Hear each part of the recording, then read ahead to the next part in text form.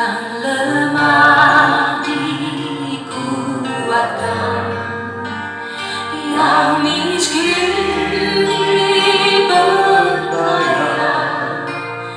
yang buta pun melihat.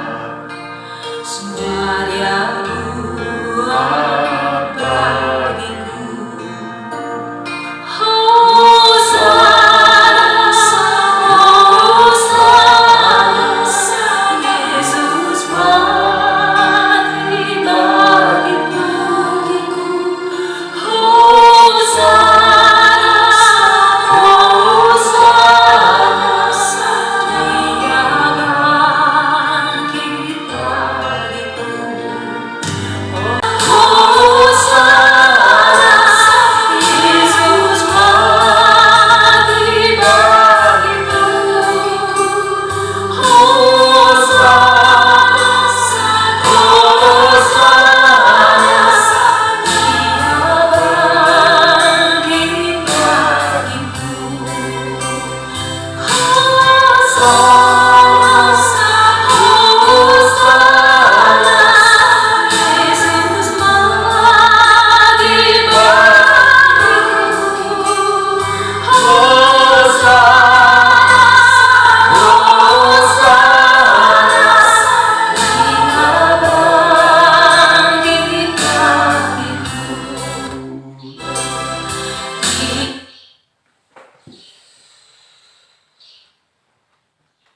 Shalom Bapak Ibu, saudara-saudaraku sekalian yang terkasih di dalam Tuhan. Selamat berjumpa kembali dengan saya Agustinus Guna, di mana pada kesempatan ini kita akan bersama-sama belajar merenungkan kebenaran firman Tuhan. Bapak Ibu, saudara-saudariku yang terkasih di dalam Tuhan, jemaat Kristiani dimanapun Bapak Ibu Saudara, Shalom, apa kabar? Doa saya semoga Bapak Ibu Saudara senantiasa selalu di dalam lindungan Tuhan. Amin. Bapak Ibu Saudara-saudariku yang terkasih di dalam Tuhan, sebelum kita merenungkan kebenaran firman Tuhan, mari kita tundukkan kepala kita berdoa. Bapa di dalam surga, segala puji, hormat, dan syukur kembali kami naikkan di hadapan-Mu ya Tuhan. Kami mengucap syukur buat kesempatan yang indah ini, di mana Engkau setia memelihara hidup kami, memelihara kesehatan kami, sehingga memungkinkan kami bersua kembali dengan saudara-saudari kami seiman, dengan jemaat Kristiani dimanapun mereka berada. Saat siang hari ini Bapa, kembali kami akan merenungkan kebenaran firman-Mu. Mari sucikan, kuduskan bibir mulut hamba-Mu, urapi hamba-Mu Bapa. Biarlah pada kesempatan ini hamba-Mu layak untuk menyampaikan pesan Tuhan, untuk menyampaikan isi hati Tuhan. Kami berdoa di dalam nama Yesus, memberkati seluruh pemirsa, seluruh pendengar jemaat Kristiani dimanapun mereka berada. Kiranya lawatan Tuhan terjadi atas mereka, mata hati mereka Engkau bukakan, Engkau berikan mereka roh konsentrasi, sehingga mereka mengerti firman-Mu saat pagi hari ini. Dan biarlah firman-Mu ini Bapa, Engkau materaikan dalam hati mereka. Firman-Mu menjadi tuntunan, menjadi pedoman di dalam kami semuanya melangkah Bapa. Terima kasih Bapa, terima kasih Tuhan. Kami siap merenungkan kebenaran firman-Mu di dalam nama Tuhan Yesus. Jemaat Tuhan, para pemirsa yang siap mendengarkan firman Tuhan, sama-sama kita katakan amin. Haleluya. Bapak Ibu saudara-saudariku yang terkasih di dalam Tuhan Yesus Kristus, pada kesempatan yang indah ini saya akan mengajak Bapak Ibu Saudara untuk bersama-sama merenungkan firman Tuhan yang terambil dari Matius 6 ayat 19 sampai yang ke-21. Sekali lagi, Matius 6 ayat 19 sampai 21. Di situ dengan perikop hal mengumpulkan harta. Saya akan bacakan buat Bapak Ibu semuanya.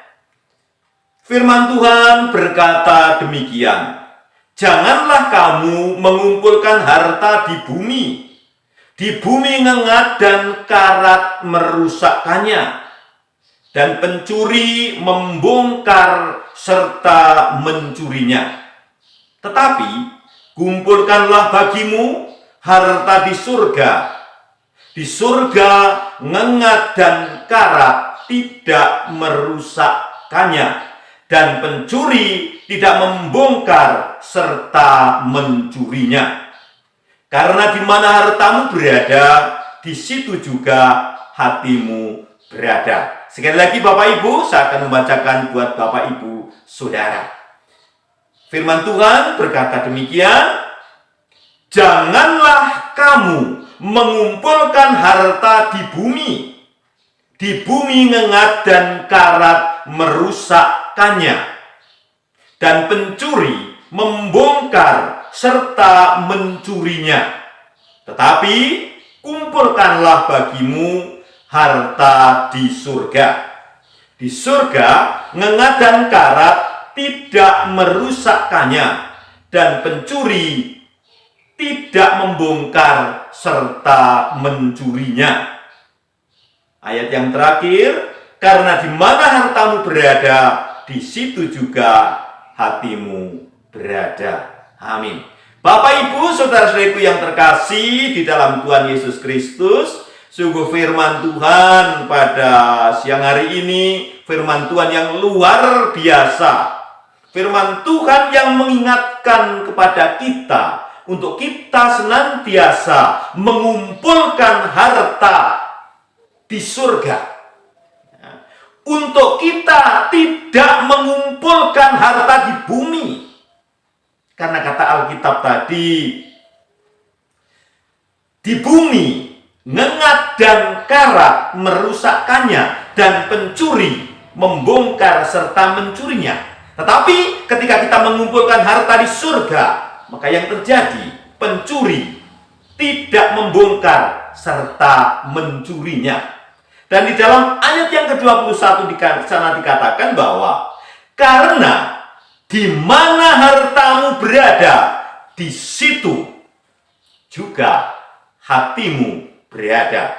Bapak Ibu saudara-saudariku yang terkasih di dalam Tuhan Yesus Kristus, dari bacaan hari ini yang kita renungkan bersama, saya akan ambil satu tema yang akan menjadi dasar kita untuk membahas, mengupas firman ini.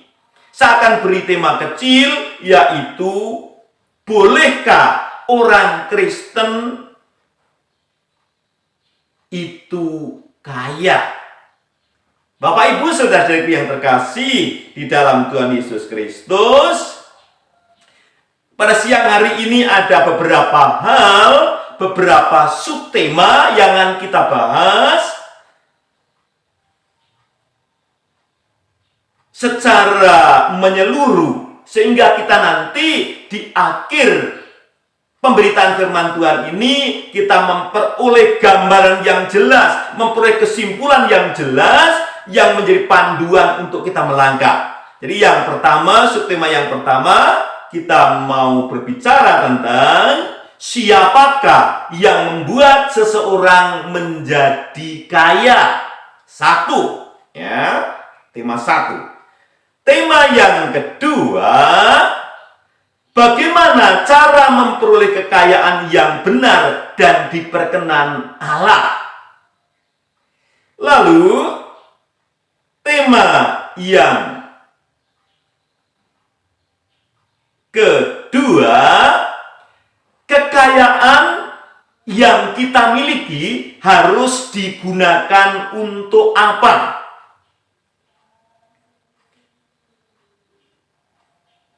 Lalu yang terakhir, kita akan bersama-sama melihat subtema yang terakhir, hal-hal apa yang harus dihindari dan tidak boleh dilakukan dengan kekayaan kita. Baru nanti yang terakhir, adalah kesimpulan. Baik Bapak Ibu Saudara-saudariku yang terkasih di dalam Tuhan, kita akan mulai satu persatu dari subtema yang pertama, yaitu bolehkah orang Kristen itu kaya? Ya. Bapak Ibu Saudara-saudariku yang terkasih di dalam Tuhan, kalau tadi subtema yang pertama, siapa yang membuat seseorang menjadi kaya, kita semuanya harus tahu bahwa seseorang menjadi kaya, bahwa kita menjadi kaya itu bukan karena usaha kita sendiri, tetapi Alkitab mengajar kita bahwa Allah lah yang membuat seseorang menjadi kaya. Allah yang Maha Kaya, karena kasih-Nya membuat seseorang menjadi kaya. Di dalam 1 Tawarik 29 ayat yang ke-12, di sana dikatakan, ya, Tawarik 29 ayat yang ke-12 dikatakan, sebab kekayaan dan kemuliaan berasal daripadamu, dan engkau yang berkuasa atas segala-galanya. Dalam tanganmu-lah kekuatan dan kejayaan, dan dalam tanganmu-lah kuasa membesarkan dan mengokohkan segalanya. Bapak Ibu Saudara-saudaraku yang terkasih di dalam Tuhan, sekali lagi, yang membuat seseorang menjadi kaya adalah Allah sendiri. Lalu, subtema yang kedua, bagaimana cara kita memperoleh kekayaan yang benar dan diperkenan di hadapan Allah? Ada beberapa langkah yang harus kita lakukan agar kita menjadi kaya, memperoleh kekayaan, dan diperkenan. Yang pertama adalah dengan cara menyimpan atau menabung dan bekerja dengan tekun, sesuai dengan penjelasan dari Amsal 6 ayatnya yang ke-6 sampai yang ke-9. Di dalam Amsal ini dikatakan seperti ini. Salomo memberikan nasihat, hai pemalas, pergilah kepada semut, perhatikanlah lakunya dan jadilah bijak. Biarpun tidak ada pemimpinnya, pengaturnya, atau penguasanya, ia menyediakan roti di musim panas dan mengumpulkan makanannya pada waktu panen. Hai pemalas, berapa lama lagi engkau berbaring? Bilakah engkau akan bangun dari tidurmu? Di dalam Amsal 30 ayat 25 juga di sana dikatakan, semut bangsa yang tidak kuat, tetapi yang menyediakan makanannya di musim panas. Ya. Lalu yang kedua, ya, selain menabung tadi, maka yang kedua adalah dengan cara memberi dan berkorban. Ya. Ketika kita memberi, maka kita berinvestasi. Ketika kita memberikan sesuatu, berarti kita memiutangi Allah. Allah akan memberkati kita. Bapak Ibu bisa membaca kisah ini lebih jauh di dalam Kisah Para Rasul 2 ayat 41 sampai ayat yang ke-47. Ya, di sana dijelaskan tentang memberi dan berkorban. Juga di dalam 1 Korintus 16 ayat 1 sampai 4 dijelaskan masalah memberi ini dengan gamblang, ya, dengan berkorban ini dengan gamblang. Jadi Bapak Ibu bisa membaca dan mendalaminya.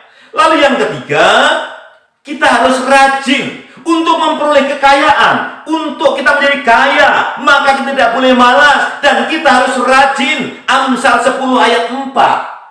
Di sana dikatakan seperti ini.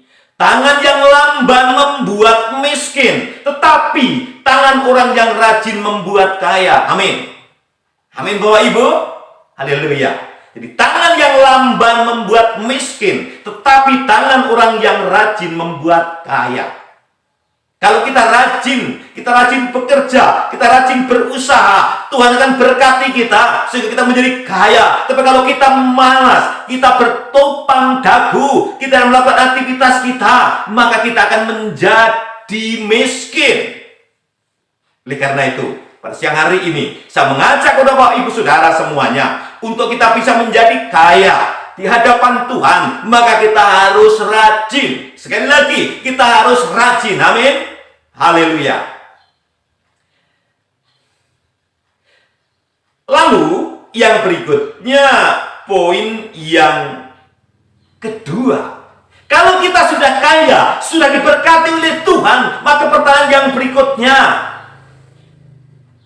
kekayaan kita tadi harus digunakan untuk apa?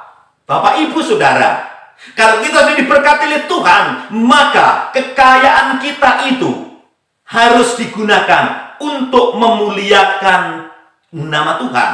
Untuk memuliakan nama Tuhan. Sekali lagi, dalam Amsal 3 ayat 9 sampai 10, di sana dikatakan, muliakanlah Tuhan dengan hartamu, dengan hasil pertama dari segala penghasilanmu, maka lumbung-lumbungmu akan diisi penuh sampai melimpah-limpah, dan bejana pemerahanmu akan meluap dengan air buah anggurnya. Bapak, Ibu, Saudara-saudariku yang terkasih, harta kita harus kita gunakan untuk memuliakan Tuhan. Memuliakan Tuhan di sini berarti apa? Mendukung pekerjaan-pekerjaan Tuhan. Dengan cara bagaimana, Bapak Ibu? Kita memberikan persembahan di gereja, memberikan perpuluhan. Kita memberikan dukungan untuk orang-orang yang membutuhkan, janda, yatim piatu, anak-anak terlantar, orang miskin. Semuanya harus kita perhatikan. Kalau kita diberkati dengan kekayaan, jangan kekayaan itu menjadi milik kita sendiri. Tapi ingat, kekayaan tadi harus digunakan untuk memuliakan Allah. Haleluya. Gunakan untuk memuliakan Allah.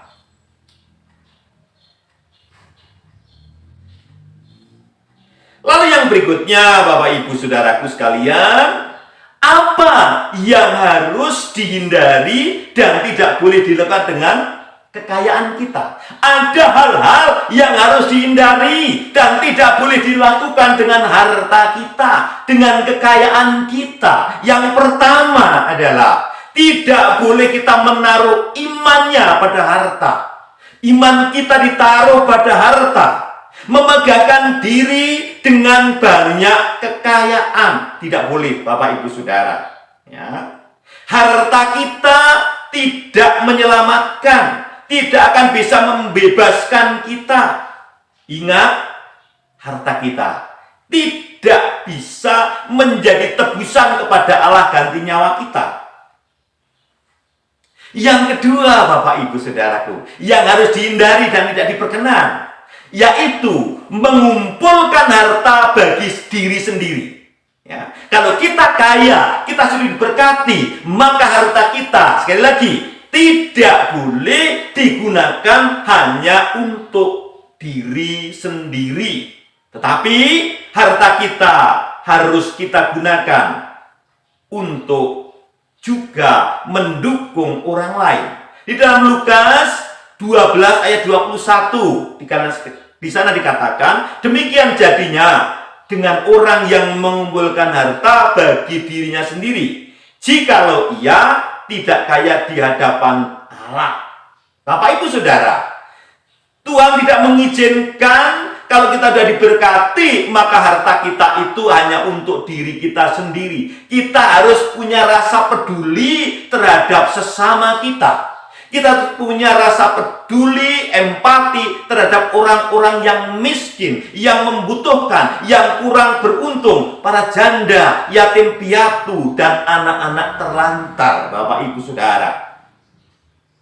Lalu yang ketiga, kalau kita sudah menjadi kaya, maka ada yang ketiga yang tidak boleh kita lakukan dan harus dihindari. Apa itu, Bapak, Ibu, Saudara? Yang ketiga yaitu tidak boleh menjadi hamba uang. Uang, harta kita, kekayaan kita hanya sarana untuk kita hidup, untuk kita bertahan hidup, untuk kita memuliakan Tuhan, bukan segala-galanya. Di dalam Ibrani 13 ayat 5 dikatakan, janganlah kamu menjadi hamba uang, dan cukuplah dirimu dengan apa yang ada padamu. Karena Allah telah berfirman, aku sekali-sekali tidak akan membiarkan engkau, dan aku sekali-sekali tidak akan meninggalkan engkau. Ya, jadi tidak boleh Bapak Ibu. Kalau Bapak Ibu sudah diberkati, Bapak Ibu tidak boleh menjadi hamba uang. Kalau kita sudah diberkati, kita tidak boleh diperbudak oleh harta kita, oleh uang kita. Tetapi uang kita harus kita kelola, kita manage dengan benar untuk memuliakan Tuhan. Ya. Berikutnya Bapak Ibu Saudaraku yang terkasih, yang keempat, tidak boleh dicapai dengan cara instan. Kalau kita ingin kaya, kita tidak boleh mencapai dengan cara yang instan. Cara yang instan itu misalnya bagaimana? Melalui apa? Judi. Ya. Melalui judi Bapak Ibu. Melalui jalan pintas. Tuhan tidak berkenan Bapak Ibu. Karena di dalam Amsal 13 ayat 11 di sana kita diingatkan, harta yang cepat diperoleh akan berkurang, tetapi siapa yang mengumpulkan sedikit demi sedikit akan menjadi kaya. Amin. Amin Bapak Ibu. Haleluya. Lalu yang terakhir Bapak Ibu Saudaraku yang terkasih, yang kelima yang harus dihindari, yang harus dilakukan, yaitu harta kita harus kita peroleh dengan jujur. Ini penting Bapak Ibu. Dengan jujur, bukan dengan cara menipu, bukan dengan cara mengambil yang bukan hak kita atau korupsi, bukan Bapak Ibu. Lukas 6 ayat 38 berkata seperti ini, berilah dan kamu akan diberi suatu takaran yang baik, yang dipadatkan, yang dikoncang, dan yang tumpah keluar akan dicurahkan ke dalam ribaanmu. Sebab ukuran yang kamu pakai untuk mengukur akan diukurkan kepadamu. Jujur Bapak Ibu. Kalau kita berdagang, kita harus berdagang dengan benar. Kita tidak boleh menipu dengan timbangan yang digunakan. Berdagang yang benar. Mengambil keuntungan dalam perdagangan sesuatu hal yang wajar, tapi sekali lagi yang jujur. Contoh, kalau kita menjual HP, kita membeli HP 2 juta, lalu ada orang datang menawar, ya, menawar HP kita dengan harga 2,5 juta. Lalu kita bilang, oh belum boleh, saya belum beruntung, belum dapat untung. Bapak Ibu, ini contoh ketidakjujuran. Harga belinya 2 juta, ditawar 2,5 juta, mengatakan belum dapat untung. Itu bohong. Tapi Bapak Ibu tidak salah kalau Bapak Ibu mengatakan, oh belum bisa. Tapi jangan pernah mengatakan bahwa belinya saja, atau mengatakan bahwa saya belum dapat untung. Sudah untung 500.000, bilang belum dapat untung. Ini sesuatu hal yang tidak jujur. Ya. Lain kisah kalau Bapak Ibu menjual HP yang tadi harga 2 juta, lalu Bapak Ibu tawarkan 2.600.000, lalu dibeli orang. Ini tidak menipu, karena tadi omongan kita, ucapan kita, ya. Jadi kita harus belajar untuk jujur. Bapak Ibu Saudara-saudari yang terkasih di dalam Tuhan, maka sampailah kita kepada yang terakhir, yaitu kesimpulan, ya. Orang Kristen boleh kaya, kesimpulannya. Ya. Sekali lagi, orang Kristen boleh kaya, asal kekayaan kita digunakan untuk memuliakan nama Tuhan. Itu penting, ya. Yang kedua, cara memperolehnya harus benar, dengan cara menabung, dengan cara rela berkorban, dengan